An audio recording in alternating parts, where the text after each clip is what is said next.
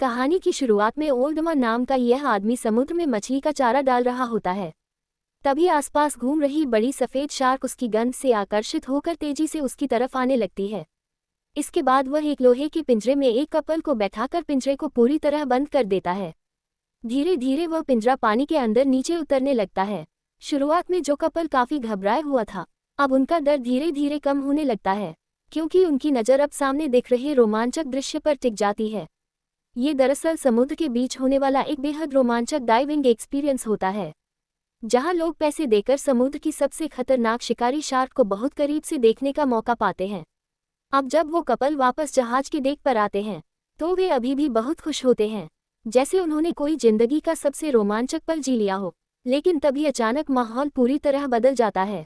जहाज का कप्तान, जो अब तक बहुत दोस्ताना और मददगार लग रहा था, वह एक चाकू निकालता है और सीधे आदमी पर हमला कर देता है। आदमी को कुछ समझने का मौका तक नहीं मिलता। उसके शरीर से तेजी से खून बहने लगता है।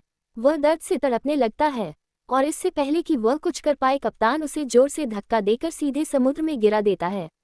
जैसे ही वह पानी में गिरता है, वहां मौजूद शार्क तुरंत उसकी तरफ टूट पड़ती है और वह कुछ ही पलों में उनका शिकार बन जाता है। दरअसल ये कप्तान एक सीरियल किलर है और लोगों को मारने में इसे बहुत मजा आता है।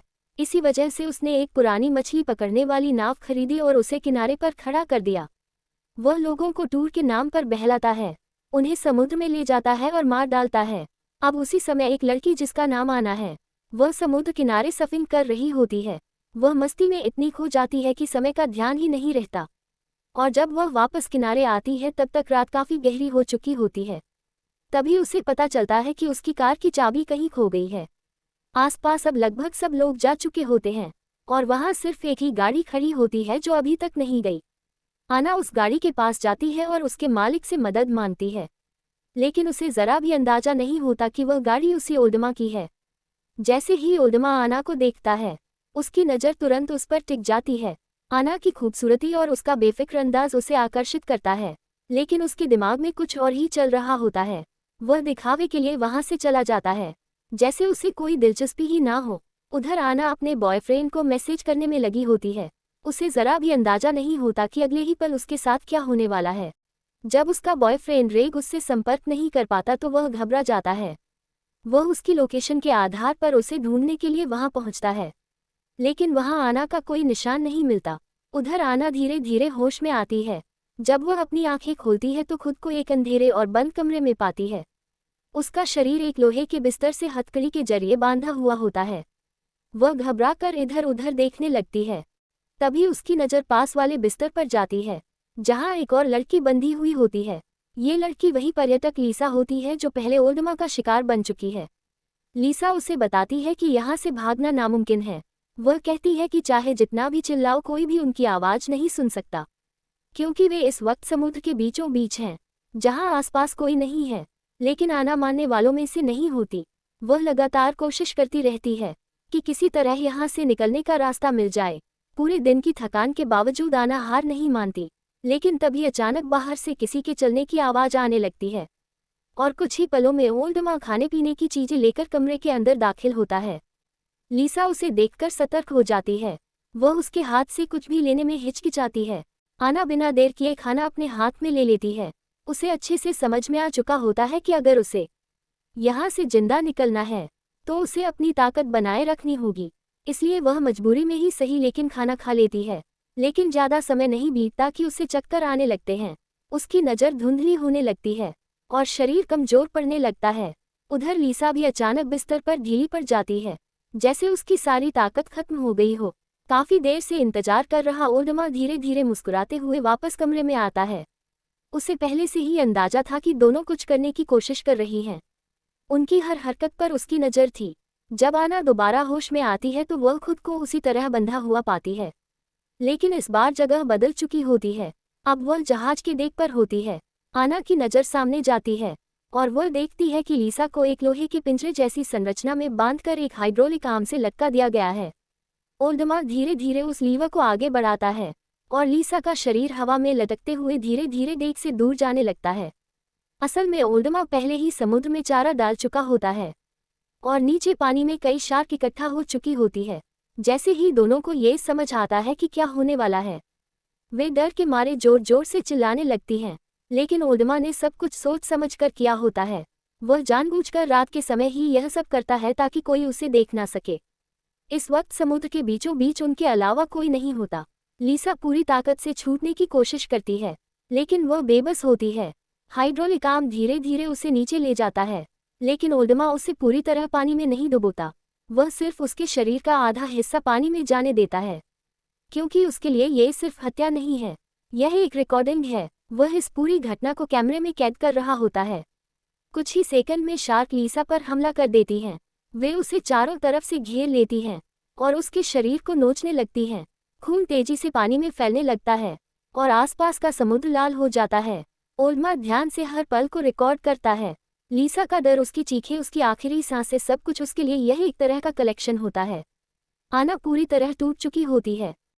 अब अगली सुबह ओल्डमा फिर से आना के पास खाना लेकर आता है, लेकिन इस बार आना साफ मना कर देती है।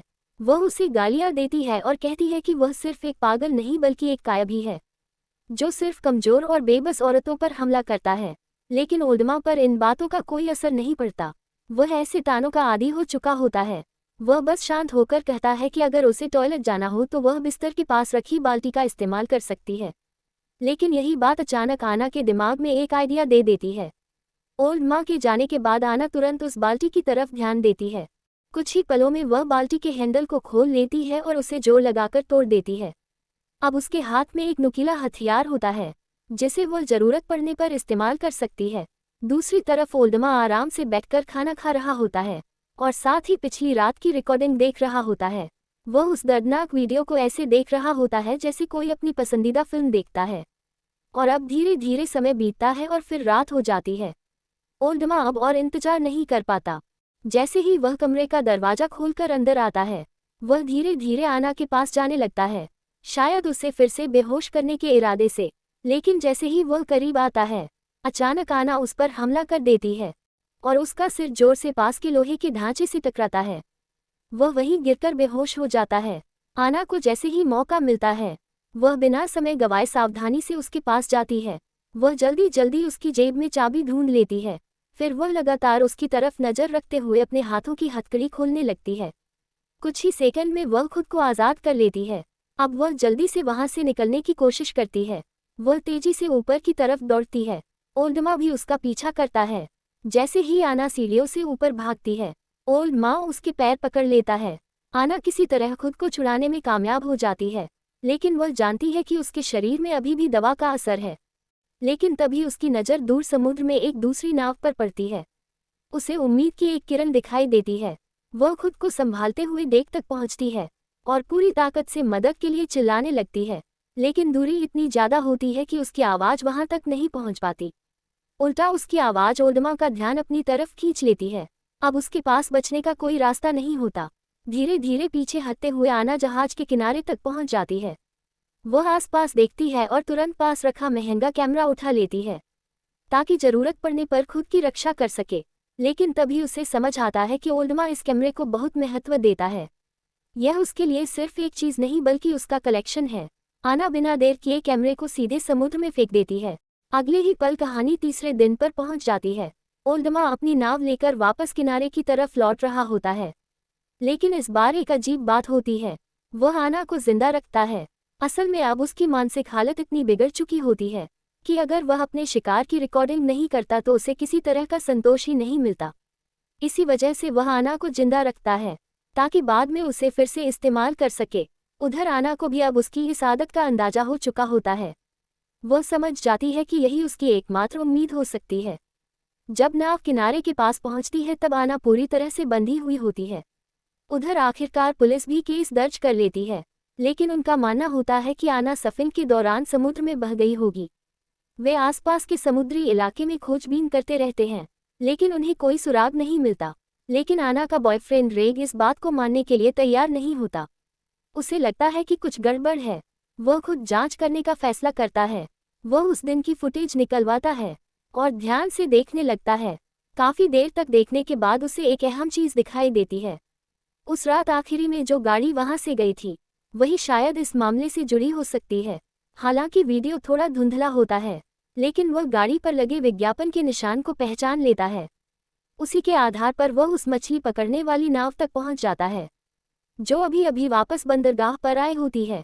रेग उस नाव के पास जाता है और दरवाजा खटखटाता है, लेकिन कोई जवाब नहीं मिलता। जब वह निराश होकर वापस जाने लगता है, तभी उसे नीचे की तरफ से हल्की सी आवाज़ सुनाई देती है, जैसे कोई अंदर से मदद के लिए पुकार रहा हो।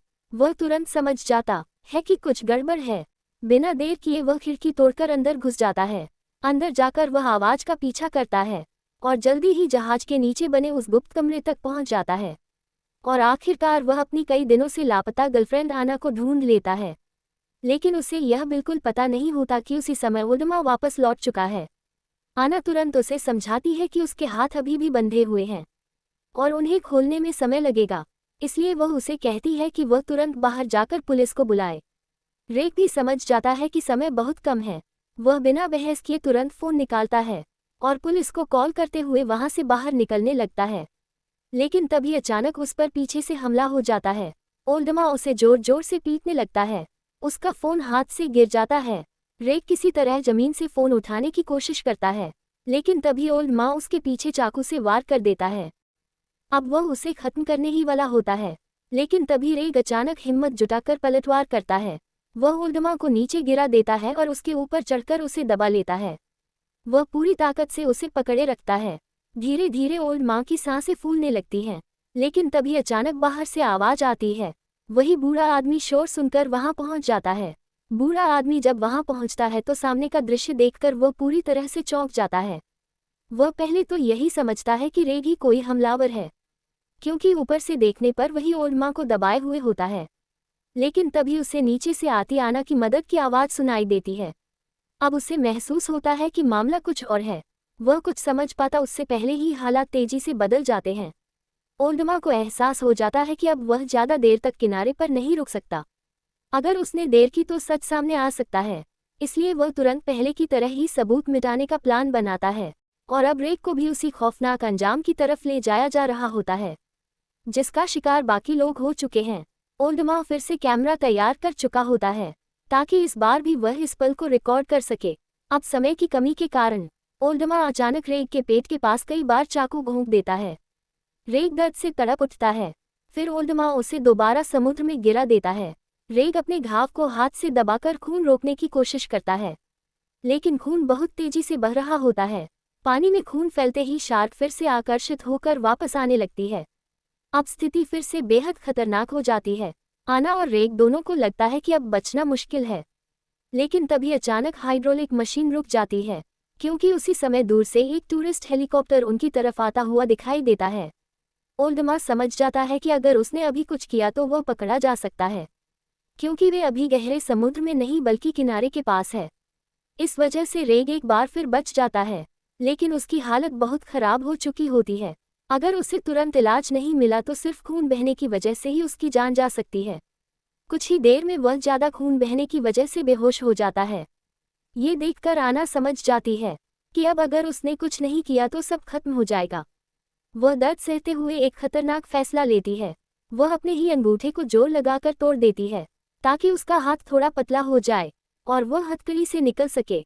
लेकिन हकीकत फिल्मों जैसी नहीं होती। काफ़ी कोशिश करने के बाद भी वह हथकड़ी से बाहर नहीं निकल पाती। इसके बाद समय फिर से रात में पहुंच जाता है।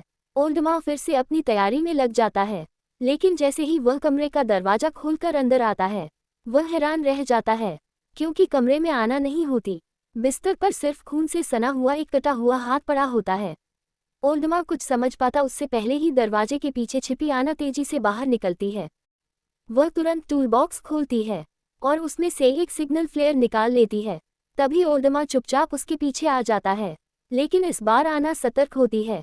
जैसे ही वह उसे देखती है, वह बिना देर किए फ्लेयर गन चला देती है। फ्लेयर सीधे ओल्डमा को लगती है और वह जमीन पर गिर जाता है। आना तुरंत मौका देखकर समुद्र में कूद जाती है और किनारे की तरफ तैरने लगती है, क्योंकि वे किनारे के काफ़ी पास होते हैं।